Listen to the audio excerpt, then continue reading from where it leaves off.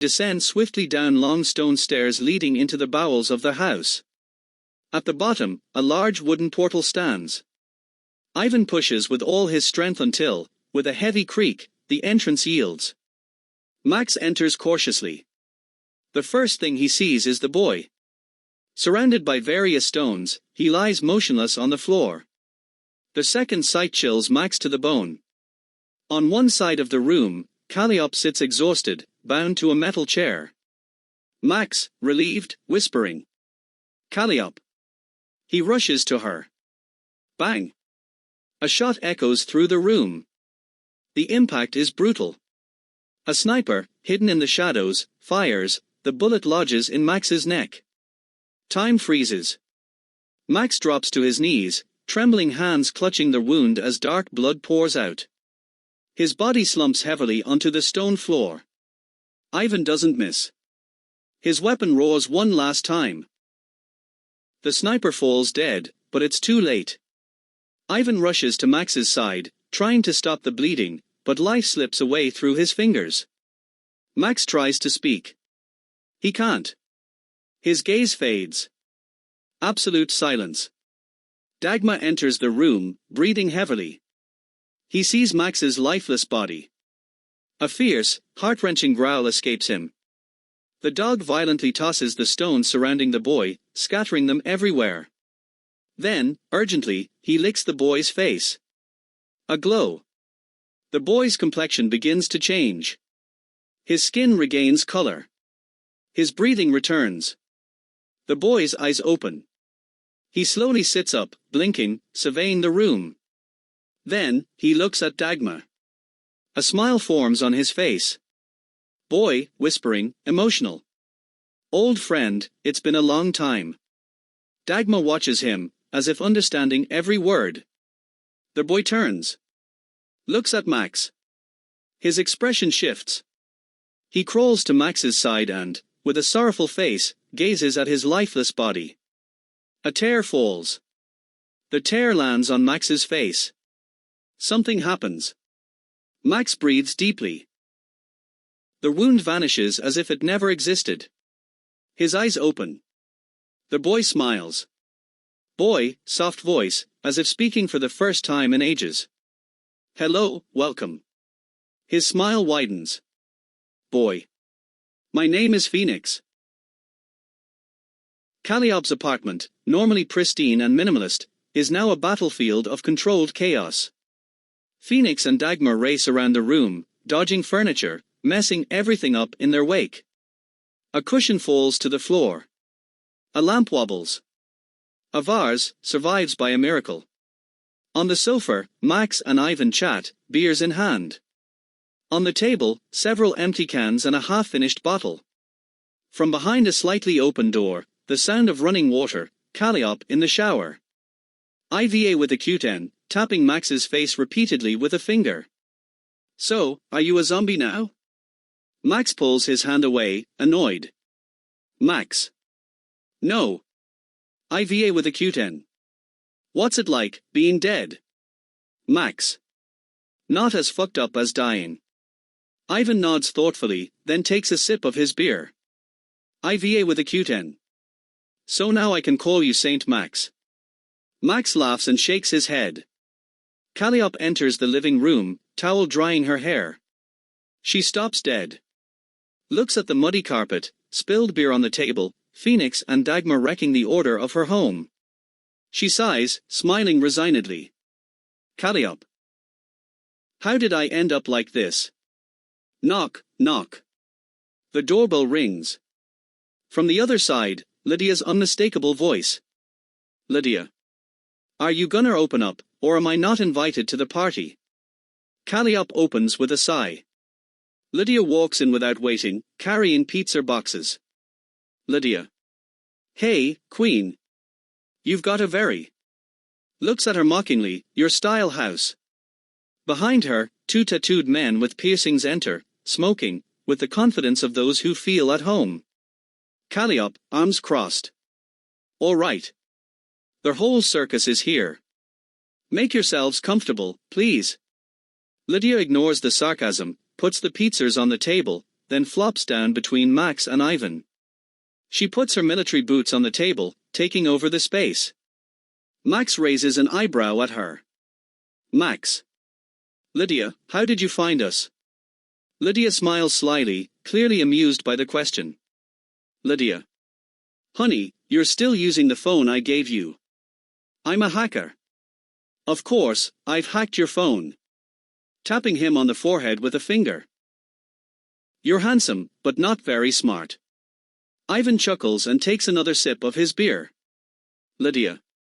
And, as if that weren't enough, we have this adorable apartment under surveillance.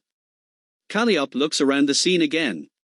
Her apartment reduced to a refuge for mercenaries, hackers, and ex-criminals, smelling of pizza, beer, and chaos. She sighs, grabs a beer, and sinks into an armchair, smiling ironically. Caliop, looking up. God, give me patience, because if you give me strength, I'll take them all down. Laughter. The night has just begun. The scene is almost surreal. On the sofa, Lidia reclines naturally. Next to her, Max drinks a beer while Ivan casually chews a slice of pizza. The scene is almost surreal. On the sofa, Lidia reclines naturally. Next to her, Max drinks a beer while Ivan casually chews a slice of pizza. Lidia, curious, looking at the boy. And who's this adorable little guy? Hey, cutie. Hungry? How old are you, sweetie? Phoenix, who until now was playing with Dagmar, stops and turns toward her with a calm smile.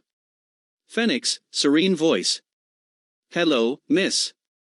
My name is Phoenix, and I'm thousands of years old. I don't even remember how many. Lidia blinks, surprised. Meanwhile, Phoenix takes 2 pizza slices, offers one to Dagmar, and starts eating the other like it's no big deal. Lidia, laughing incredulously. Phoenix? Like the phoenix? And you say you're thousands of years old? Max frowns and leans forward slightly. Max. Can I ask you something? Why were you imprisoned? Does it have anything to do with a man? Phoenix chews calmly, finishing his pizza before answering.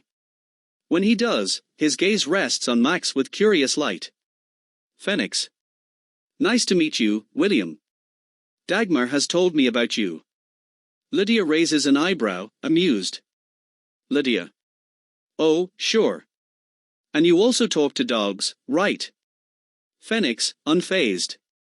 Dagmar isn't a dog. He's a spirit guide. A very special one. Our paths have crossed many times before. This time, he's decided to join his fate with yours, William. Looks seriously at Max. You must be a very special mortal because he doesn't give his loyalty easily. And when he does, it's forever. Silence briefly takes over the room. Max, more serious tone. And what about a man? Phoenix. First, you must understand what a man is. He lives in the very fabric of space, in the threads of time. There are more entities like him, who create and maintain this fabric. But a man has gained a different consciousness. He wants to change planes and come to this one. IVA with a cute N, mouth full, chewing casually. So he's one of the bad guys, right? Phoenix smiles patiently. Phoenix. A man is neither good nor bad, and both at once. Nobody knows what could happen if he succeeds. It's something that has never happened before. But that's why you're here. Looks at them all, will you help him, or stop him? Free will was granted to you, and that's both wonderful and terrible. When the time comes. Caliop crosses her arms and takes a deep breath. Caliop. Let's recap. They have the vinyl. They know what I know. Which means they also know the artifact's location. So. Max. So we're screwed. Lidia, smirking. Not necessarily. You only focused on solving part of the code on the vinyl cover. There are still fragments to decipher, and we still have the cover. Leans forward, determined. Besides, we still have that stone giant prisoner. I'm not ready to give up. Caliop, sighing. I hate to admit it, but the anarchist is right. Turns to the others, let's get to work. Max stands up and grabs his jacket. Max. No time to lose. Everyone nods and starts preparing to leave, except Ivan, who stays slouched on the sofa, looking completely satisfied. IVA with a cute N. Let me know when you're done.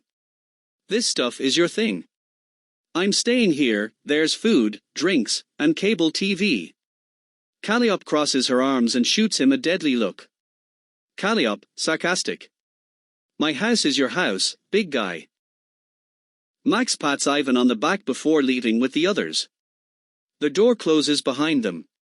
Ivan sighs, grabs the TV remote, takes another slice of pizza, and sinks deeper into the sofa.